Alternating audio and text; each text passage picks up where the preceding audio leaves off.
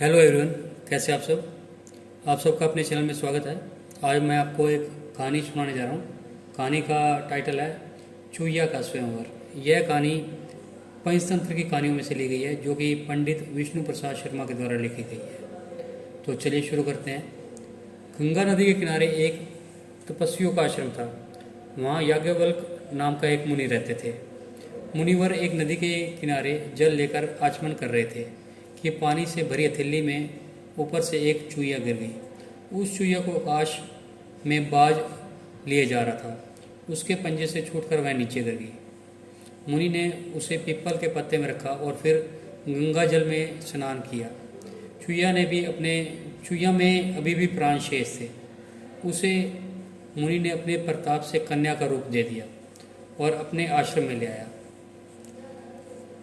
मुनि पत्नी को कन्या अर्पित करते हुए मुनि ने कहा कि इसे अपनी ही लड़की की तरह पालना। उनके अपने कोई संतान नहीं थी, इसलिए मुनि पत्नी ने उसका लालन पालन बहुत अच्छे ढंग से किया। 12 वर्ष तक वह उनके आश्रम में पलती रही। जब वह विवाह योग्य अवस्था हो गई तो पत्नी ने मुनि से कहा, नाथ, अपनी कन्या अब विवाह योग्य हो गई है, इसके विवाह का प्रबंध कीजिए। मुनि ने कहा, मैं अभी सूर्य को बुलाकर इसे उसके हाथों सौंप देता हूँ। यदि इसे स्वीकार होगा तो उसके साथ विवाह कर लेगी, अन्यथा नहीं। मुनि ने सूर्य से भी पूछा, यह त्रिलोक का प्रकाश देने वाला सूर्य प्रतिरूप तुम्हें स्वीकार है? पुत्री ने उत्तर दिया, तात, यह तो आग जैसा गर्म है, मुझे स्वीकार नहीं है।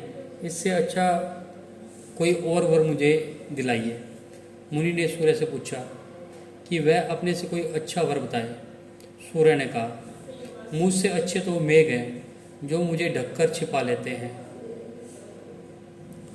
मुनि ने मेघ को बुलाकर पूछा, क्या यह तुम्हें स्वीकार है? कन्या ने कहा, यह तो बहुत काला है, इससे भी अच्छे किसी वर को बुलाओ। मुनि ने मेघ से भी पूछा कि उससे अच्छा कौन है। मेघ ने कहा, हमसे अच्छी वायु है, जो हमें उड़ाकर अलग अलग दिशाओं में ले जाती है। मुनि ने वायु को बुलाया और कन्या से स्वीकृति पूछी। कन्या ने कहा, तात, यह तो बड़ी चंचल है, इससे भी किसी अच्छे वर को बुलाओ। मुनि ने वायु से भी पूछा कि उससे अच्छा कौन है। वायु ने कहा, मुझसे अच्छे पर्वत हैं, जो बड़ी से बड़ी आंधी में भी स्थिर रहते हैं।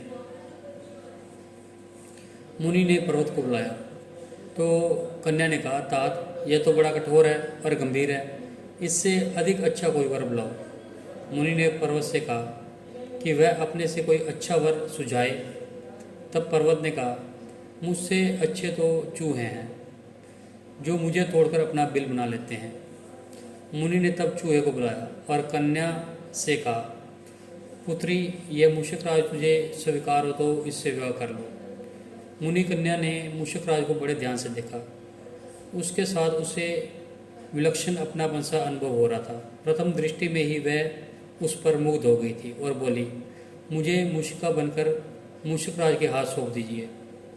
मुनि ने अपना तपोबल का इस्तेमाल किया और फिर उसे चूहिया बना दिया और चूहे के साथ उसका विवाह कर दिया।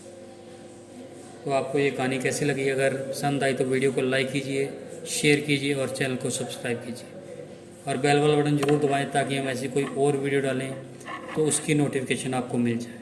Thank you.